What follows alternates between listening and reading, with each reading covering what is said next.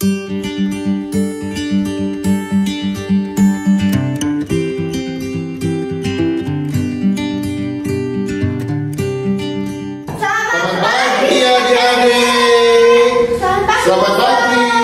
pagi, Losa Susan.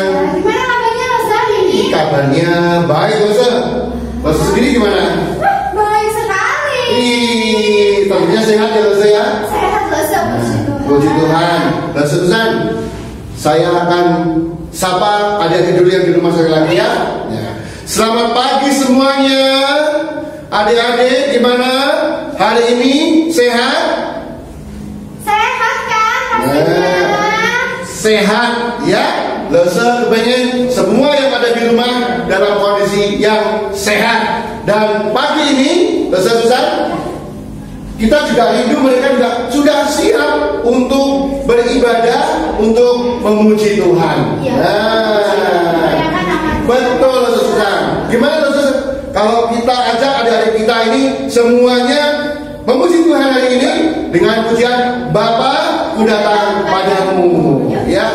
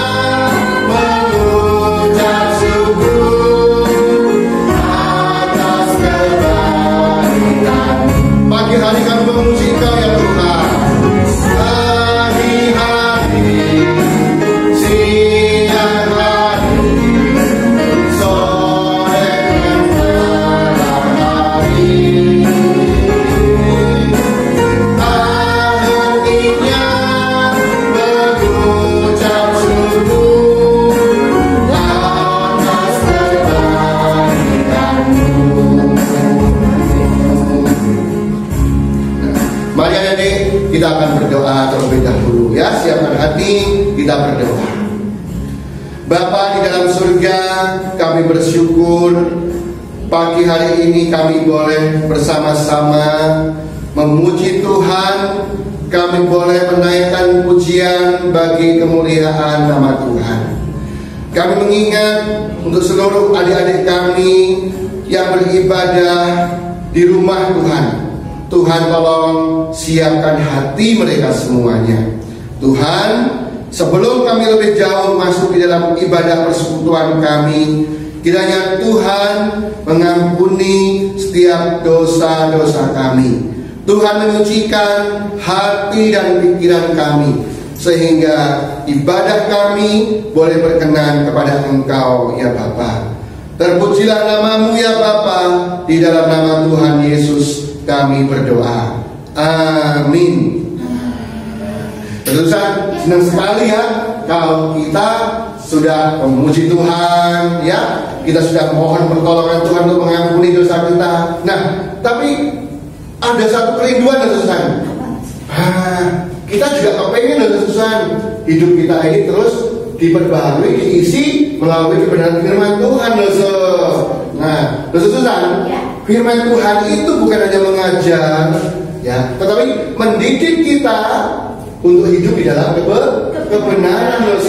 Kalau tadi kita sudah berdoa, nah tentunya saya Susan juga itu toh, adik-adik kita di rumah juga berdoa kan? Nah, berdoa bukan hanya untuk diri kita sendiri tapi juga berdoa untuk orang lain Susan. Nah, itu penting. Bangsa dan negara. Nah, bukan hanya supaya bangsa ini bisa segera pulih dari virus corona yang sekarang sudah. Nah, iya. virus corona ya, yang membuat kita semua takut. Nah, itu tanggung jawab kita loh, tanggung jawab anak-anak juga untuk mendoakan. Nah, iya, ada di rumah berdoa ya untuk orang sekitar yang akan diberikan kesehatan dan keselamatan. Ayo kita akan memuji Tuhan lagi ya. Oke ya, kita akan sambut firman Tuhan. Kita akan pujikan pujian firman Tuhan ini Kita nyanyikan halo halo. Nah, halo adik semua. Siap untuk memuji Tuhan dan belajar firman Tuhan. Ya. Nanti kita pakai dorongan loh ya. Iya, boleh.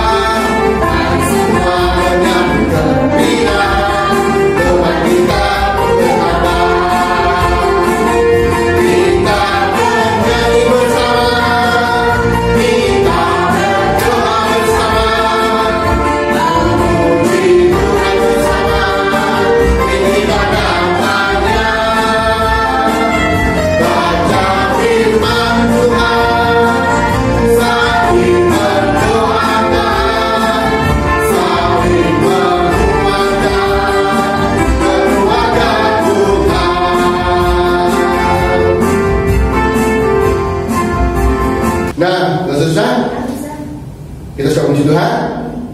Sekarang waktunya kita akan bersama-sama mendengarkan firman Tuhan. Jadi siap ya, firman ya, Alkitabnya ya, jangan lupa ya, disiapin. Kita akan mendengarkan firman Tuhan. Oke? Adik-adik, ada satu kisah di dalam Alkitab tentang seorang yang dibebaskan secara ajaib dari dalam penjara.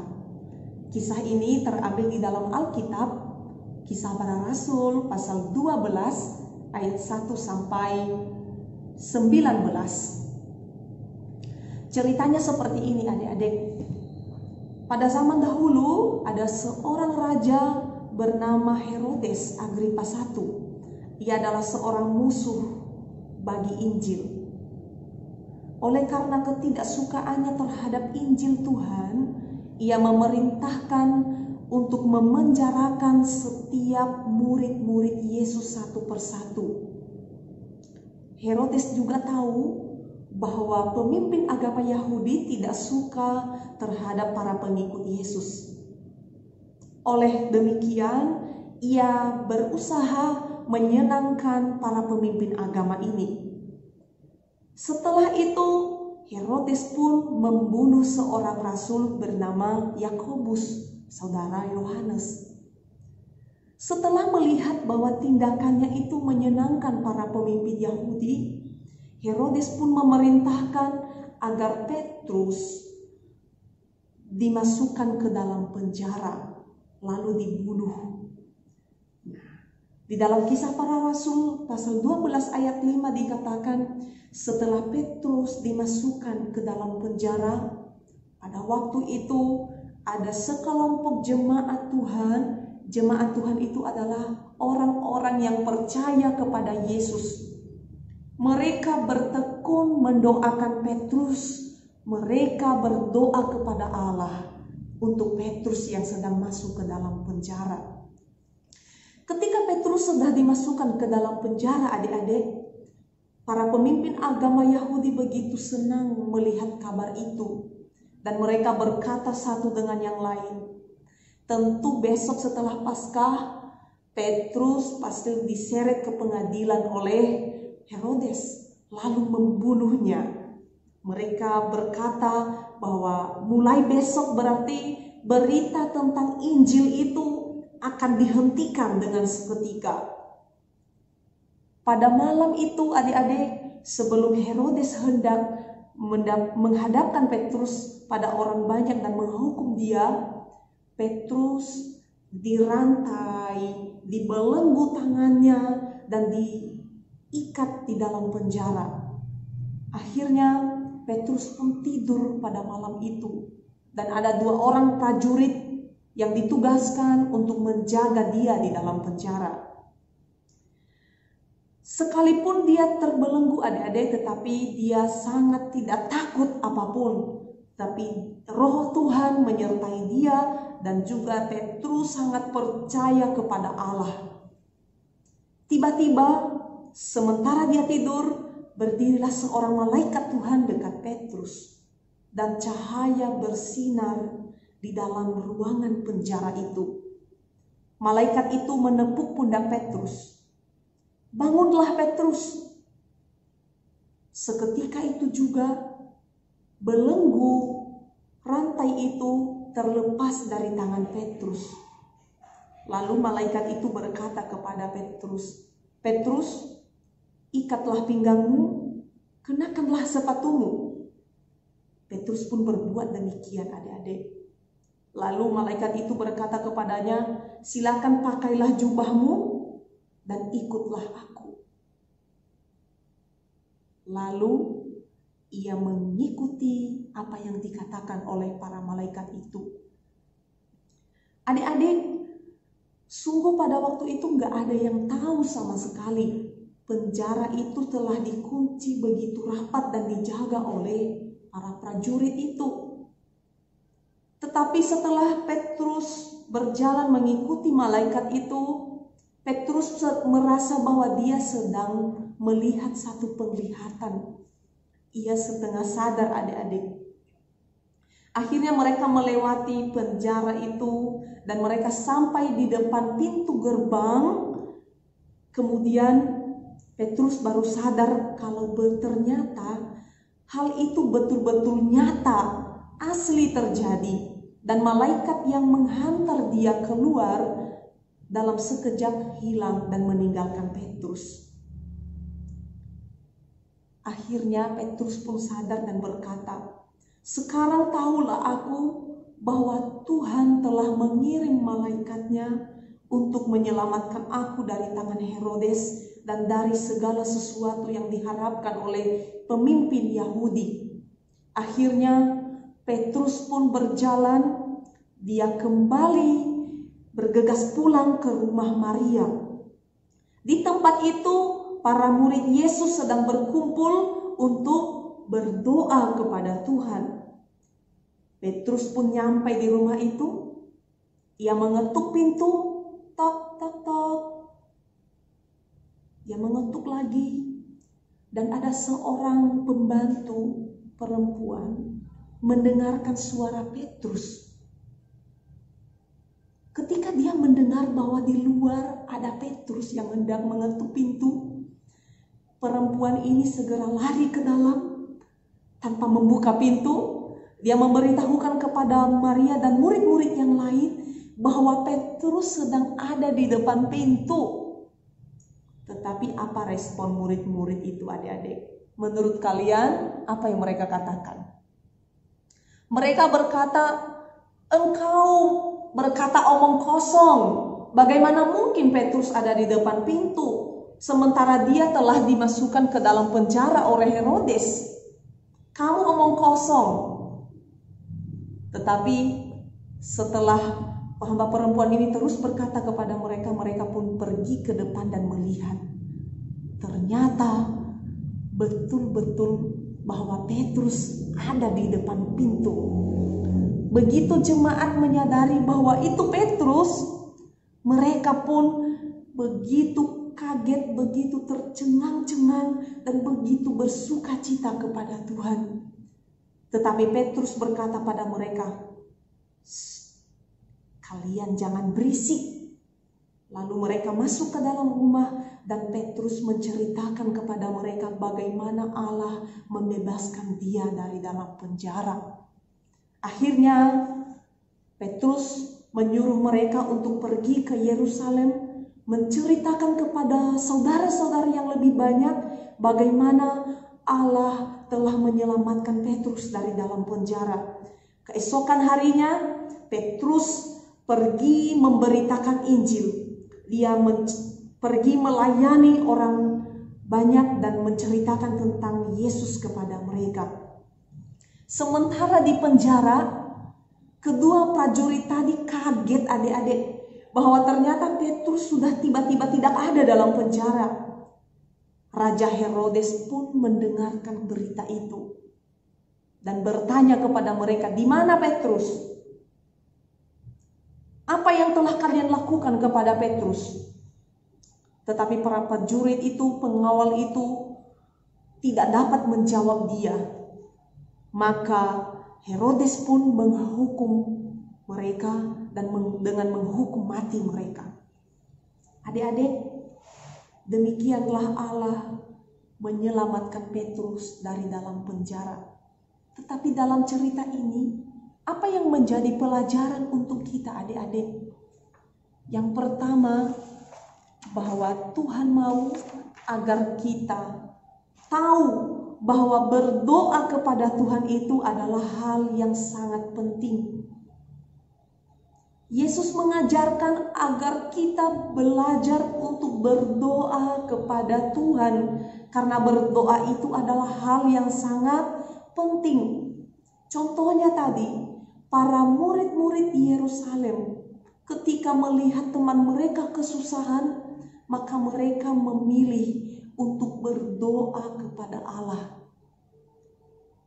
Bagaimana mereka berdoa kepada Allah dan apa tujuan mereka berdoa kepada Allah?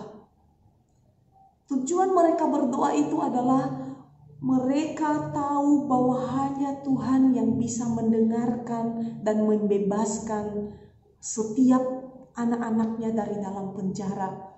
Berdoa itu menyerahkan segala kegelisahan mereka, ketakutan mereka, perkara itu kepada Tuhan.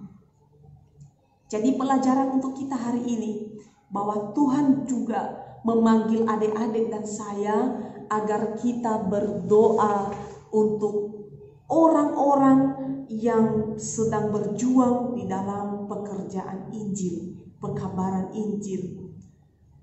Tuhan juga mau agar adik-adik terlibat untuk mendoakan mereka. Jadi pada cerita hari ini, adik-adik, maukah kalian berdoa untuk orang lain? Berdoa untuk orang lain supaya mereka selamat. Kalau kalian mau berjanji ingin mendoakan orang lain, bukan hanya diri kalian sendiri, maka Lau Sejulinda berharap adik-adik silakan berpikir sejenak, kira-kira siapa ya yang akan saya doakan? Silakan berpikir sejenak. Nah, adik-adik, kalian bisa berdoa untuk mereka yang sedang memberitakan Injil. Siapa mereka yang memberitakan Injil? Misalnya mereka para pendeta, para hamba Tuhan, para misionaris. Kalian bisa mengambil kesempatan itu untuk berdoa kepada Tuhan. Itu adalah salah satu cara bagaimana kita melayani Tuhan. Nah, kalian juga bisa berdoa. Ada banyak orang di luar sana yang sedang ketakutan, adik-adik. Mereka sedang ketakutan untuk menghadapi wabah virus corona, secara khusus para dokter yang sedang melayani saat ini. Adik-adik juga bisa mengambil kesempatan, waktu untuk berdoa agar Tuhan menyelamatkan mereka, memberikan kesehatan kepada mereka, memberikan kekuatan kepada mereka, dan Tuhan melindungi mereka. Lau Sejulinda mau tanya, adik-adik pernahkah kalian berdoa untuk mereka? Kalau adik-adik belum pernah berdoa, maka melalui kisah ini, adik-adik juga bisa mengambil bagian. Habis cerita ini, silakan kasih waktu kalian untuk berdoa untuk mereka yang sedang berjuang untuk menyelamatkan dunia saat ini yang sedang dilanda oleh wabah virus corona. Kenapa harus berdoa? Karena melalui doa kita bisa bertumbuh menjadi anak Tuhan yang semakin hari semakin menyenangkan Tuhan dan memuliakan Tuhan. Adik-adik, marilah kita bersama-sama lebih bersungguh-sungguh di dalam doa kita dan lebih giat untuk berdoa kepada Tuhan. Kalian mau berdoa untuk orang-orang yang ada di sekitar kalian? Maka marilah berikan waktu kalian mulai dari sekarang. Adik-adik, yang menjadi ayat hafalan untuk kita hari ini sama dengan ayat hafalan minggu lalu. Ada yang ingat? Ayat hafalan minggu lalu terambil di dalam surat Filipi pasal 4 ayat 13. Pastor Julinda memberikan ayat hafalan yang sama supaya kita menghafalnya, selalu mengingat bahwa segala perkara dapat kutanggung di dalam Dia yang memberi kekuatan kepadaku. Ayat hafalan minggu lalu, Filipi pasal 4 ayat 13, segala perkara dapat kutanggung di dalam Dia yang memberi kekuatan kepadaku. Amin adik-adik. Jadi marilah terus berdoa kepada Tuhan. Karena berdoa itu adalah hal yang sangat penting. Anak Tuhan yang tidak berdoa, yang tidak suka berdoa, tidak akan bertumbuh menjadi anak yang menyenangkan Tuhan. Kalian mau menyenangkan Tuhan? Maka kalian harus belajar untuk berdoa. Hari ini kuis tidak ada. Adik-adik cukup kirimkan foto kalian kepada lose-lose di grup masing-masing bahwa kalian sudah beribadah kepada Tuhan. Mari kita berdoa. Tuhan Yesus, pada hari ini saya sudah mendengarkan cerita firman-Mu. Tolong saya Tuhan untuk boleh bersungguh-sungguh berdoa kepada Tuhan. Untuk menjadi anak Tuhan yang mencintai doa. Karena ketika kami berdoa, kami percaya bahwa ada Tuhan yang mendengarkan kami. Dan ketika kami berdoa juga, kami boleh bertumbuh semakin lebih baik, semakin mengenal Tuhan, dan kerohanian kami semakin dibangun. Kami ada banyak waktu untuk berdiam di rumah, bersendiri di rumah. Tuhan, ajarilah kami mempergunakan waktu-waktu kami untuk berdoa, untuk mereka yang ada sedang kesusahan di luar sana. Secara khusus ada begitu banyak orang yang sedang mengalami wabah virus corona. Tuhan, kami berdoa untuk mereka. Kiranya Tuhan menyembuhkan mereka, memulihkan mereka agar mereka boleh kuat kembali. Dan juga kami berdoa untuk para dokter yang ada Tuhan. Kiranya Engkau melindungi mereka, memberikan kekuatan kepada mereka, dan juga Engkau yang memberikan kekuatan, keberanian kepada mereka di dalam menghadapi wabah ini. Kami juga berdoa untuk para misionaris, para hamba Tuhan yang sedang berjuang untuk menceritakan tentang Yesus kepada orang lain. Kiranya mereka juga dipelihara oleh Tuhan, dikuatkan oleh Tuhan, dan boleh mereka menjadi saksi yang baik bagi orang lain. Ini doa kami Tuhan. Di dalam nama Tuhan Yesus kami sudah menaikkannya. Pada hari ini kami akan mengakhiri ibadah kami ini.